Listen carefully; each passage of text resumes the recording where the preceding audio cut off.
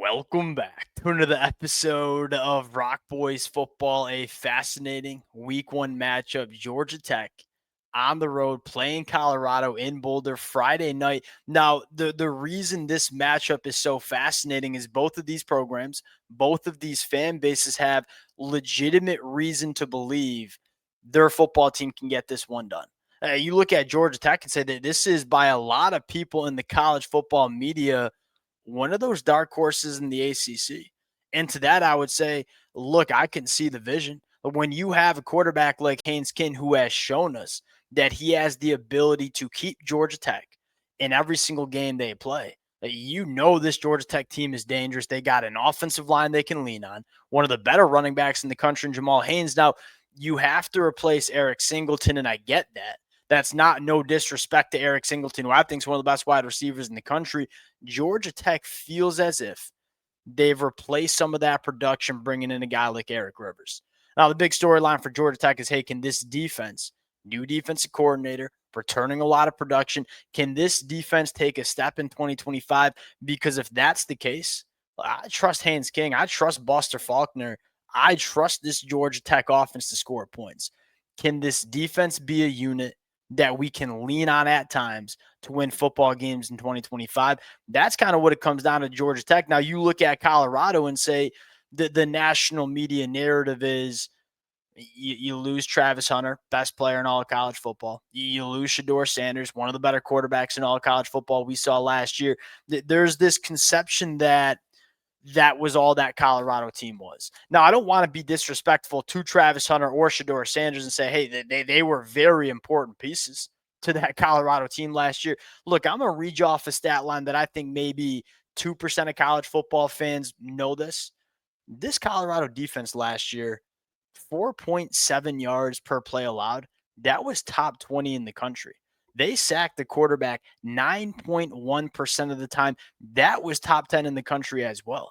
This Colorado defense was not only improved in 2024, it was massively improved. Now, there's some production that needs to be replaced on the defensive side of football. Ain't no question about that. This is a Colorado team that was much better everywhere else around Sheduer Sanders and Travis Hunter. Can they continue that going into 2025? That's the question. I think you feel good about Caden Salter at quarterback. I think you feel real good about some of the wide receivers that could kind of be national names by the end of the year, but there are certainly question marks as well. A ton of fascinating matchups in this game. Fired up to get into it. Before we do, and as always, look, Georgia Tech fans, Colorado fans, I said it for a reason, that there is legitimate reason for both of these fan bases to be optimistic in this football game. Let it rip in the comment section. Appreciate you guys. If y'all do enjoy the content, consider subscribing to the channel. Without further ado, let's get into it. Now, I probably want to start with this Colorado offense going up against a Georgia Tech defense that, look, if Georgia Tech wants to be a team that can go out and win the ACC, this unit needs to take a step in the right direction.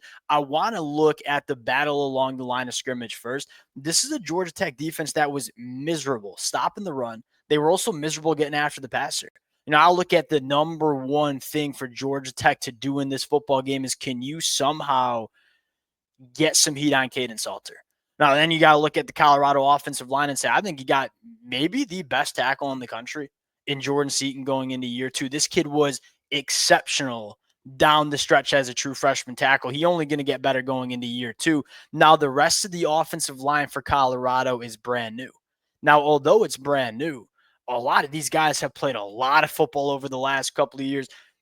That's one of the storylines that I'm looking at. It's not necessarily, is Colorado good enough on the offensive line? Are they going to be good enough week one? When you have all those new faces and you're trying to pick up some blitz packages, you're trying to pick up some stunts that Georgia Tech might be running up front, what's the chemistry, what's the communication look like for this Colorado offensive line that all new faces outside of left tackle Jordan Seaton? That's number one.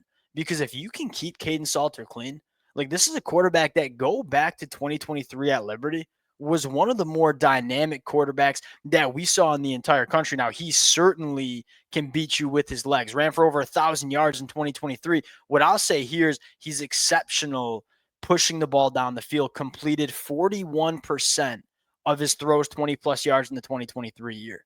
Now, here's the other storyline is Colorado at the wide receiver position, although they have to replace a lot of guys that are currently on preseason NFL rosters. The vibe out of Colorado in fall camp is that they have. I mean, you got a one in Draylon Miller, who I think has the opportunity to be one of the better wide receivers in the conference this year. You're bringing a guy like Joe Williams. You're bringing a guy like Sincere Brown. You have Amari Miller coming back from injury. I'm looking at all those wide receivers and say, what do all of them do at a high level? They're big, they're fast, they can work vertically down the field. Explosive plays.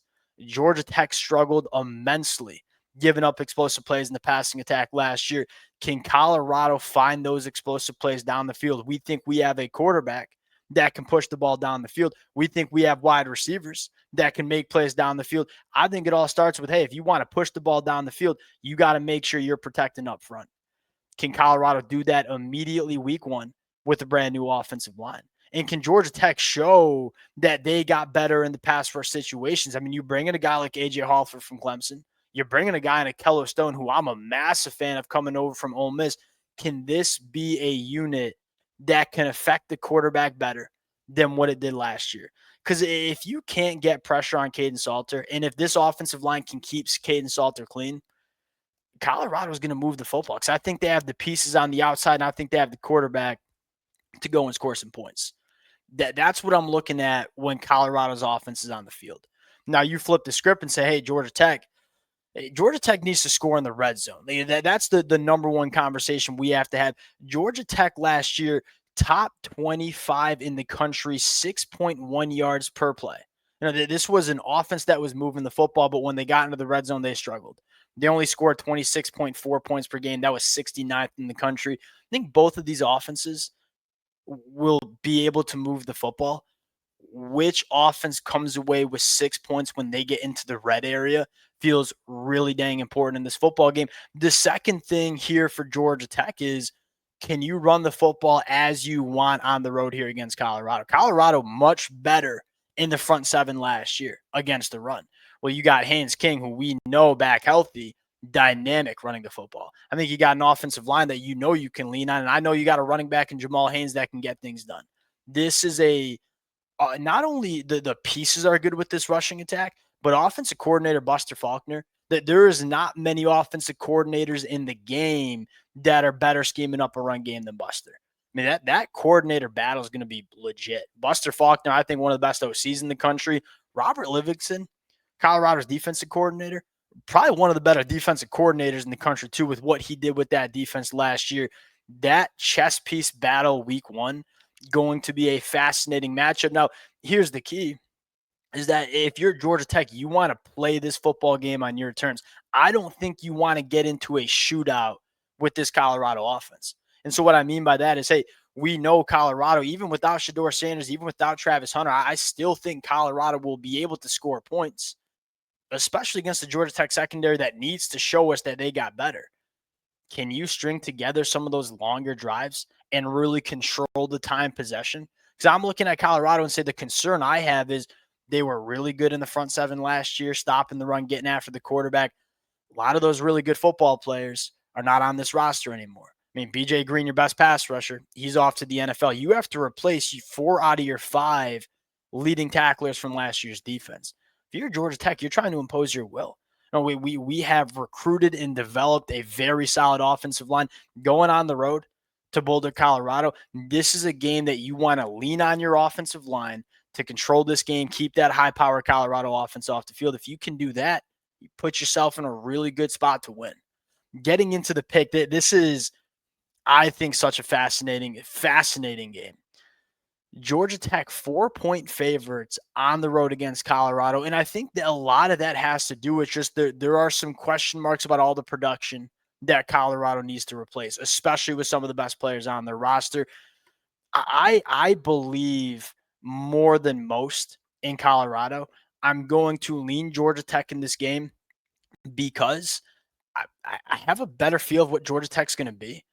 Colorado, there's just a lot of new. Is it all going to click? Is it all going to click week one? It's probably the biggest question I have. Going to be a fascinating game, and I know the Colorado fans going to let me hear in the comment section. I don't blame y'all either, because if I'm a Colorado fan, I'll just say this before we wrap up.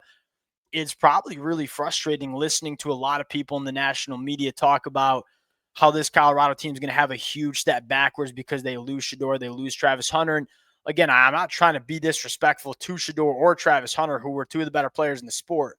There's a lot to like about this Colorado football team outside of just Sheduer and Travis Hunter.